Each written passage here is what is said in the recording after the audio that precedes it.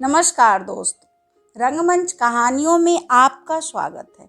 आइए सुनते हैं मुंशी प्रेमचंद्र की प्रसिद्ध उपन्यास वरदान पार्ट 6। पहला दिन तो कमलाचरण ने किसी प्रकार छात्रावास में काटा। प्रातः से सायंकाल तक सोते बिताया।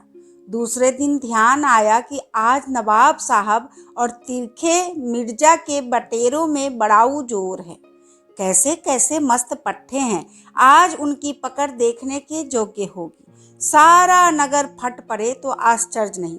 वह सोचते सोचते वह उठा और बात की बात में अखाड़े में था। यहाँ आज बड़ी भीड़ थी। एक मेला सा लगा हुआ था। भिस्ती छिड़काव कर रहे थे। सिगरेट वाले, खोमचे वाले और तंबोली सब अपनी अपनी दुकान लगाए बैठे थे।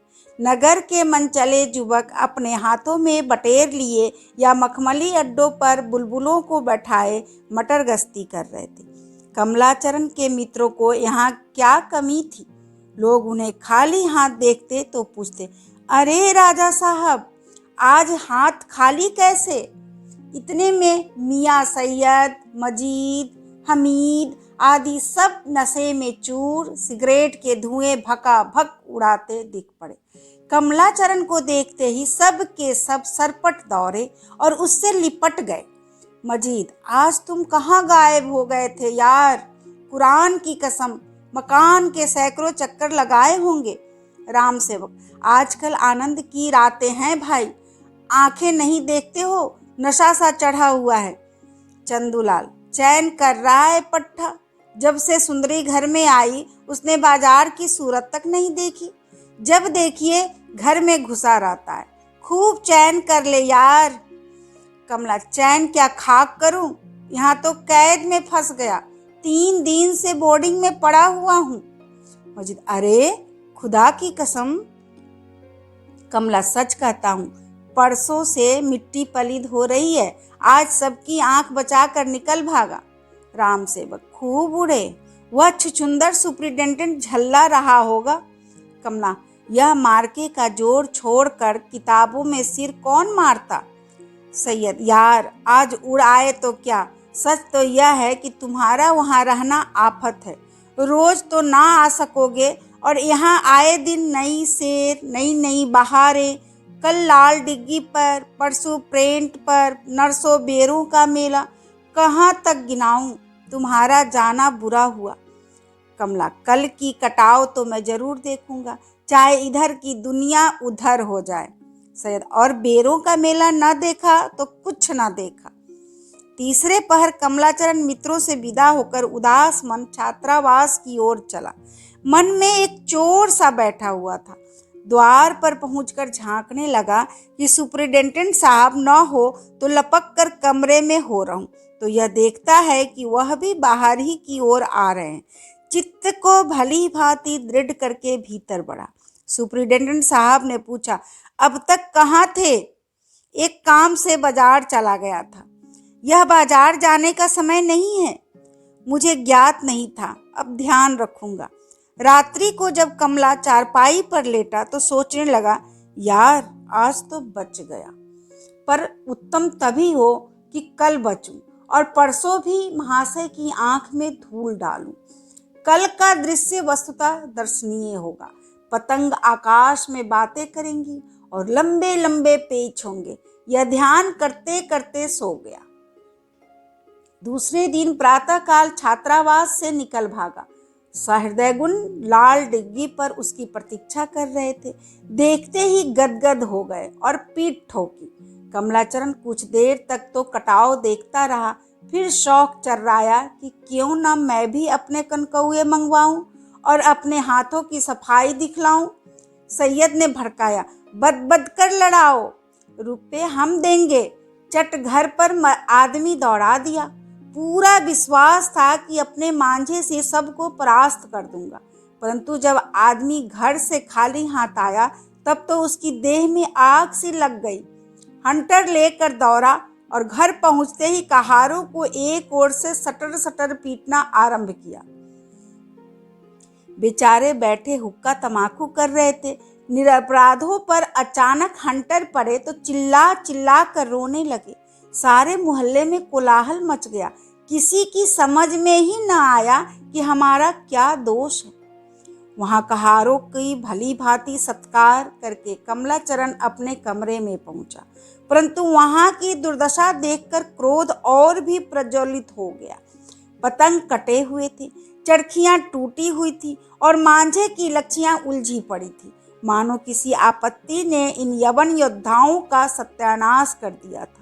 समझ गया कि अवश्य यह माताजी की करतूत है। क्रोध से लाल माता के पास गया और उच्च स्वर में बोला, क्यों माँ, तुम सचमुच मेरे प्राण ही लेने पर आ गई हो? 3 दिन हुए कारागार में भिजवा दिया, पर इतने पर भी चित्त को संतोष न हुआ। मेरे विनोद की सामग्रियों को नष्ट कर डाला। क्यों? प्रेमवती विस्मय से, मैंने तो तुम्हारी कोई चीज नहीं छुई, क्या हुआ? कमला बिगड़ कर, झूठों के मुख में कीड़े पड़ते हैं। तुमने मेरी वस्तुएं नहीं छुई तो किसको साहस है जो मेरे कमरे में जाकर मेरे कनकौए और चरखियां सब तोड़ फोड़ डाले? क्या इतना भी नहीं देखा जाता? प्रेमवती, ईश्वर साक्षी है, मैंने तुम्हारे कमरे में पांव भी नहीं रखा। चलो देखूं कौन कौन सी चीजें टूटी है। यह कहकर प्रेमवती तो इस कमरे की ओर चली और कमला क्रोध से भरा आंगन में खड़ा रहा कि इतने में माधवी विरजन के कमरे से निकली और उसके हाथ में एक चिट्ठी देकर चली गई। लिखा हुआ था, अपराध मैंने किया है, अपराधिनी मैं हूं, जो दंड चाहे दीजिए। यह पत्र देखते ही कमला भीगी बिल्ली बन गया और दबे पांव बैठक की ओर चला। प्रेमवती पर्दे की आड़ से सिसकते हुए नौकरों को डांट रही थी। कमलाचरण ने उसे मना किया।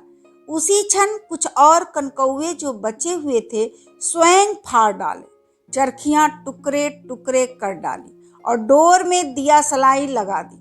माता के ध्यान ही में नहीं आता था कि क्या बात है। कहाँ तो अभी अभी इन्हीं वस्तुओं के लिए संसार सिर पर उठा लिया था और कहाँ आप ही उसका शत्रु हो गया। समझी शायद क्रोध से ऐसा कर रहा हो। मनाने लगी, पर कमला की आकृति से क्रोध तनिक भी प्रकट न होता था। कमलाचरण स्थिरता से बोला, क्रोध में नहीं हूं, आज से दृढ़ प्रतिज्ञा करता हूं कि पतंग कभी ना उड़ाऊंगा। मेरी मूर्खता थी इन वस्तुओं के लिए आपसे झगड़ बैठा। जब कमलाचरण कमरे में अकेला रह गया तो सोचने लगा, निसंदेह मेरा पतंग उड़ाना उन्हें नापसंद है, इससे हार्दिक घृणा है, नहीं तो मुझ पर यह अत्याचार कदापि न करती। यदि एक बार उनसे भेंट हो जाती तो पूछता कि तुम्हारी क्या इच्छा है, पर कैसे मुंह दिखाऊं? एक तो महामूर्ख, जिस पर कई बार अपनी मूर्खता का परिचय दे चुका हूं। सेंध वाली घटना की सूचना उन्हें अवश्य ही मिली होगी, उन्हें मुंह दिखाने के योग्य नहीं रहा। अब तो यही उपाय है कि न तो उनका मुख देखूं, न अपना मुख दिखाऊं, या किसी प्रकार कुछ विद्या सीखूं। हाय, इस सुंदरी ने कैसा स्वरूप पाया है। स्त्री नहीं अप्सरा जान पड़ती है। क्या अभी वह दिन भी होगा जबकि वह मुझसे प्रेम करेगी? क्या लाल लाल रसीले अधर हैं, पर हैं कठोर हृदय। दया तो उसे छू नहीं गई। कहती है, जो दंड चाहे दीजिए। क्या दंड दूं? यदि पा जाऊं तो हृदय से लगा लूं। अच्छा, तो अब आज से पढ़ना चाहिए। यह सोचते सोचते उठा और दरबा खोलकर कबूतरों को उड़ाने लगा। सैकड़ों जोड़े थे और एक से एक बढ़कर आकाश में तारे बन गए। उड़े तो दिन भर उतरने का नाम न ले। नगर के कबूतरबाज एक एक जोड़े पर गुलामी करने को तैयार थे, परंतु क्षण अंग्रेज में सब के सब उड़ा दिए। जब गुलामी करने को तैयार थे, दरबार खाली हो गया तो कहारों को आज्ञा दी कि इसे उठा ले जाओ और आग में जला दो, छत्ता भी गिरा दो, नहीं तो सब कबूतर आकर उसी पर बैठेंगे। कबूतरों का काम समाप्त करके बटेरों और बुलबुलों की ओर चले और उनको भी कारागार से मुक्त कर दिया। बाहर तो यह चरित्र हो रहा था, भीतर प्रेमवती छाती पीट रही थी कि लड़का न जाने क्या करने पर तत्पर हुआ है। बिरजन को बुलाकर कहा, बेटी, बच्चे को किसी प्रकार रोको, न जाने उसने मन में क्या ठानी है। यह कहकर रोने लगी। बिरजन को भी संदेह हो रहा था कि अवश्य इनकी कुछ और नीयत है, नहीं तो यह क्रोध क्यों। यद्यपि कमला दुर्व्यसनी था, दुराचारी था, कुचरित्र था, परंतु इन सब दोषों के होते हुए उसमें एक बड़ा गुण भी था जिसका कोई स्त्री अवहेलना नहीं कर सकती। उसे ब्रिजरानी से सच्ची प्रीति थी और उसका गुप्त रीति से कई बार परिचय भी मिल गया था। यही कारण था जिसने बिरजन को इतना गर्वशील बना दिया था। उसने कागज निकाला और यह पत्र बाहर भेजा। प्रियतम, यह कोप किस पर है?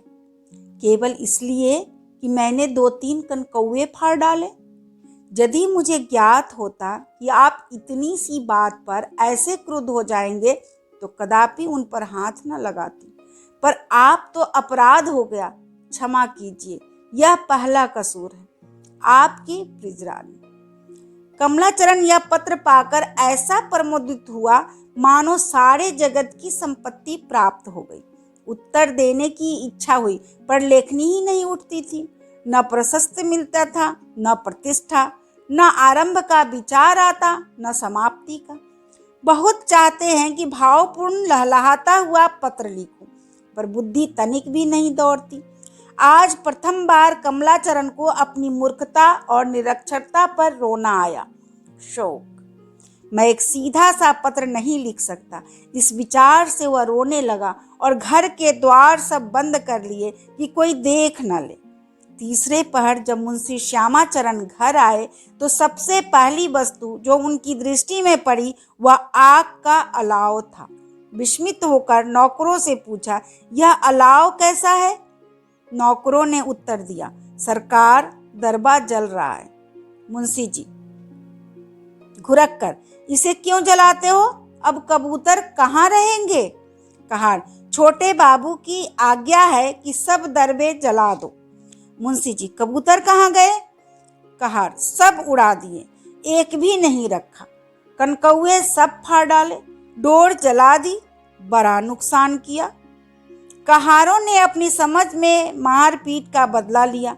बेचारे समझे कि मुंशी जी इस नुकसान के लिए कमलाचरण को बड़ा भुला कहेंगे, परंतु मुंशी जी ने यह समाचार सुना तो भौचक्के से रह गए। उन्हीं जानवरों पर कमलाचरण प्राण देता था, आज अकस्मात क्या काया पलट हो गई? अवश्य कुछ भेद है। कहार ने कहा, बच्चे को भेज दो। 1 मिनट में कहार ने आकर कहा, हुजूर, दरवाजा भीतर से बंद है। बहुत खटखटाया, बोलते ही नहीं। इतना सुनना था कि मुंशी जी का रुधिर शुष्क हो गया। झट संदेह हुआ कि बच्चे ने विष खा लिया। आज एक जहर खिलाने के मुकदमे का फैसला किया था। नंगे पांव दौड़े और बंद कमरे के किवाड़ पर बलपूर्वक लात मारी और कहा, बच्चा, बच्चा। यह कहते कहते गला रुंध गया।